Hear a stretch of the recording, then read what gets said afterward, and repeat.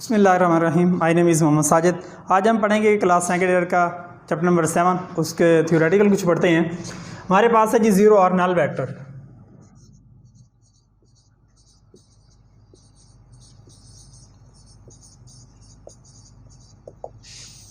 Zero और null vector ये एक ऐसा वेक्टर है जिसकी मैग्नीट्यूड ज़ीरो हो, यानी कि इसमें हम ये कहते हैं कि फॉर एग्जांपल एक वेक्टर है ए बी, एक वेक्टर है, तो इसकी मैग्नीट्यूड या ये इसे ज़ीरो और नल वेक्टर कब कहेंगे?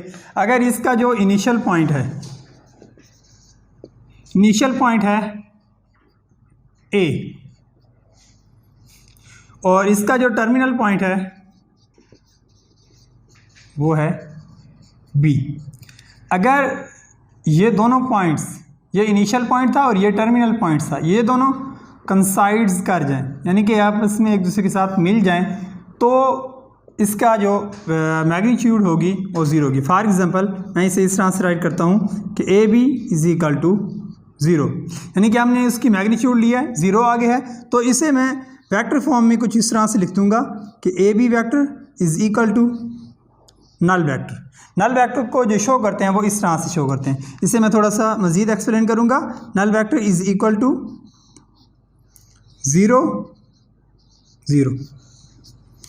ये हमारे पास हमने लास्ट लेक्चर में पढ़ा था यूनिट वेक्टर्स, और इसके अलावा जो ये ज़ीरो और ज़ीरो, ये फर्स्ट जो होता है ये हम पहले भी पढ़ चुके हैं, फर्स्ट ईयर क्लास में पढ़ चुके हैं। इसके अलावा बाकी क्लास में जो फर्स्ट होता है ये एक्स की वैल्यूज़ को शो करते हैं, और जो ये सेकंड होता है ये वाई की वैल्यू को शो करता है, और अगर इसी तरह से थर्ड वैल्यू भी दी जाए तो वो जी को शो करे। यहाँ पर हमारे पास ये एक्स की वैल्यू होगी और ये वाई की वैल्यू, यानी कि एक्स की वैल्यू भी ज़ीरो है और वाई की वैल्यू भी ज़ीरो है। तो इस तरह का जो वेक्टर आता है उसे हम कहते हैं नल वेक्टर। इसके नल वेक्टर के बाद हम पढ़ेंगे zero negative vector.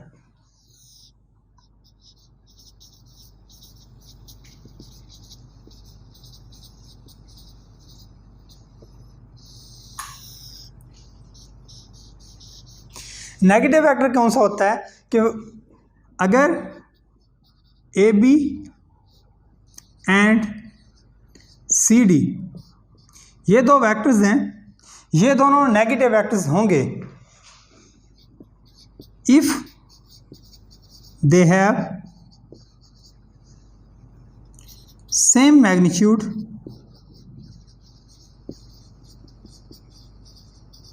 But opposite direction.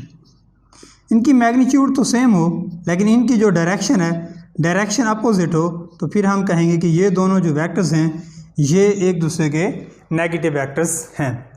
इसके बाद हम पढ़ेंगे मल्टीप्लिकेशन, यानी कि multiplication of a vector by a scalar.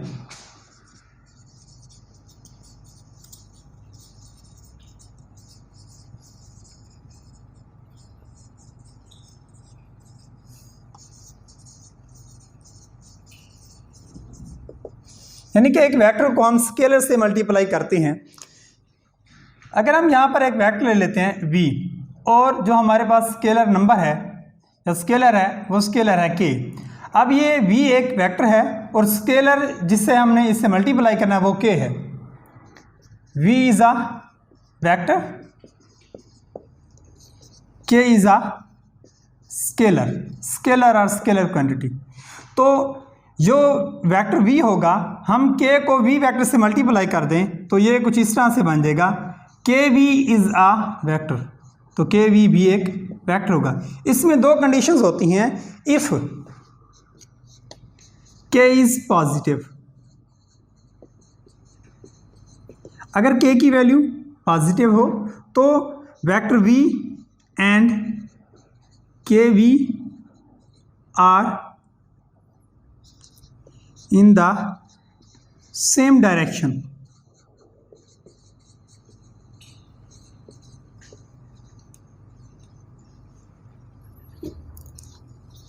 and multiple of k times of vector v। Vector v का k टाइम्स होगा kv वेक्टर अगर k की वैल्यू पॉजिटिव हो। If k is negative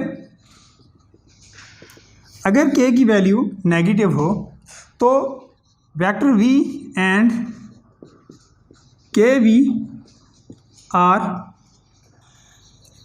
in the opposite direction. तो जो vector हमारे पास यहाँ पर वेक्टर v है और kv वेक्टर है, ये दोनों क्या होंगे, एक दूसरे के अपोजिट डायरेक्शन में होंगे। क्यों? क्योंकि क्या है कि वैल्यू हमारे पास नेगेटिव होगी और v जो एक वेक्टर था, v वेक्टर को नेगेटिव वैल्यू से मल्टीप्लाई करेंगे तो इससे हमें ये होगा कि जो वेक्टर v है और जो kv वेक्टर है ये दोनों एक दूसरे के अपोजिट डायरेक्शन में हैं। इसके बाद हम पढ़ते हैं equal vectors.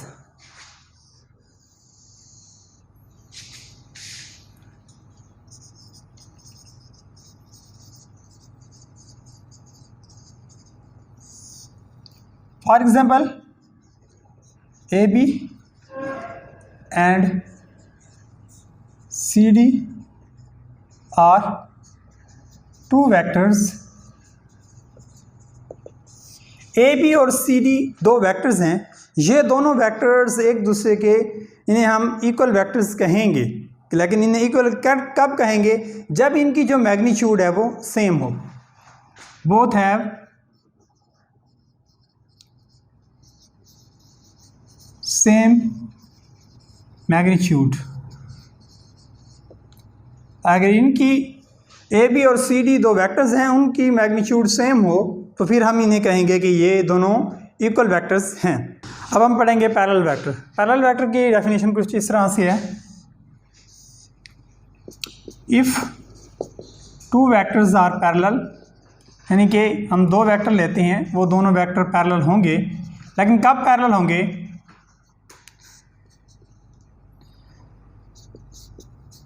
they are non-zero scalar multiple of each other।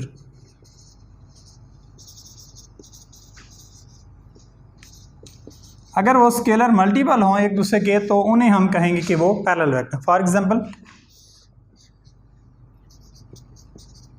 A B vector है, इसी के साथ हम एक और वेक्टर ले लेते हैं,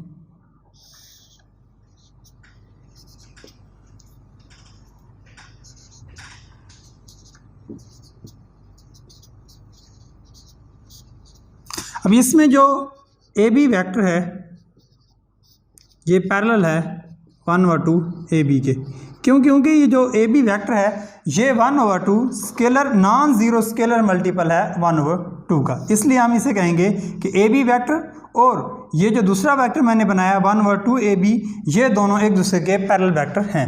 इसके बाद हम पढ़ेंगे पोजीशन वेक्टर।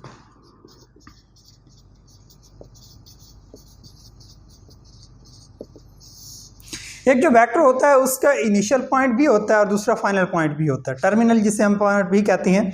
तो वो कहता है कि अगर इनिशियल पॉइंट ओ हो, यानी कि ओरिजिन हो, और उसका जो टर्मिनल पॉइंट है वो P हो, तो इसे हम कुछ इस तरह से लिख सकते हैं कि OP, इसे हम OP के नाम से शो कर सकते हैं। यानी कि ये पोजीशन वेक्टर है P का, OP is the position vector of P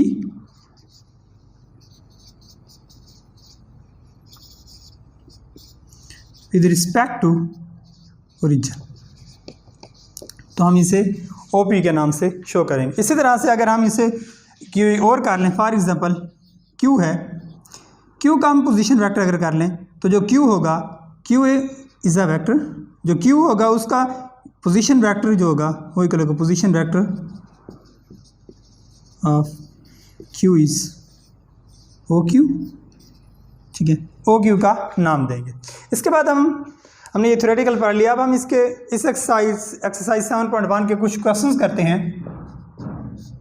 इसमें वो कहता है कि हमने वैल्यूज़ लिखनी है, राइट द वेक्टर PQ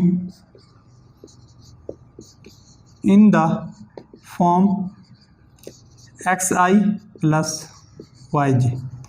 हमारे पास क्वेश्चन है, उसे हमने पी क्यू एक वेक्टर है, उसे हम लिखेंगे एक्स आई प्लस वाई जे की फॉर्म में। फॉर एग्जांपल पी एक वेक्टर है 2 वो 3 एंड क्यू इंटू 1 वो 2। अब मैं सबसे पहले पोजीशन वेक्टर लिखता हूँ पी का। तो पोजीशन वेक्टर लिखने के लिए सबसे पहले मैं लेट कर लेता हूँ, let O is the origin,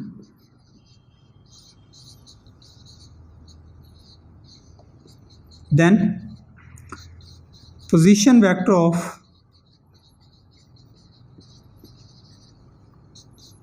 P is OP is equal to 2, 3 और इसी तरह से मैं लिखता हूँ पोजीशन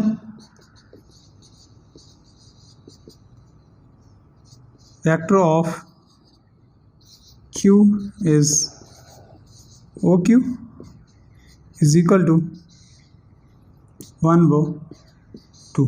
क्योंकि हमने जो क्वेश्चन सॉल्व करना है उसे हमने पी क्यू की फॉर्म में शो करना है, तो मैं यहाँ पर लिख लेता हूँ पी क्यू। इसमें जो सॉल्व करते हैं तो इसे ये इस तरह से जब लिखा होता है तो इसे हम लिखेंगे O Q minus O P, यानी कि जो वेक्टर बाद में लिखा होता है उसे ओरिजिन के साथ मिला कर लिखते हैं ओ क्यू, क्यू का पोजीशन वेक्टर माइनस पी का पोजीशन वेक्टर। अब हम देखते हैं कि ओ क्यू क्या है 1 वो 2 माइनस ओ पी क्या है 2 वो 3। अब हम इसे थोड़ा मज़ीद सॉल्व करेंगे, 1 माइनस 2 2 माइनस 3, तो ये हमारे पास आ जाएगा 1 माइनस 2 माइनस 1 हो जाएगा, 2 माइनस 3 माइनस 1 हो जाएगा। तो अब हमने जो हमारा क्वेश्चन है, हमने अपने इस क्वेश्चन को शो करना है पी क्यू की फॉर्म में। तो मैं यहाँ पर इसे लिख लेता हूँ पी क्यू की फॉर्म में। तो हमारा क्वेश्चन आ गया, लेकिन हमने इसे और शो करना है x i plus y j. तो इसकी फॉर्म में हम लिखते हैं P Q is equal to -1 i plus -1 j. क्योंकि 1 को वैसे नॉर्मली तौर पर लिखा ही नहीं जाता, क्योंकि 1 इससे मल्टीप्लाई होगा तो यही आएगा। तो इसे हम इस तरह से लिखेंगे -i -j। ये हमारा क्वेश्चन नंबर 1 था 7 एक्सरसाइज 7.1 का क्वेश्चन नंबर 1। इसके 2 पार्ट्स हैं, एक ये हमने सॉल्व कर दिया है, दूसरे इसी तरह से होंगे। इंशाल्लाह हम नेक्स्ट फिर क्वेश्चन नंबर 2 से नेक्स्ट लेक्चर में पढ़ेंगे। क्या अल्लाह हाफिज़।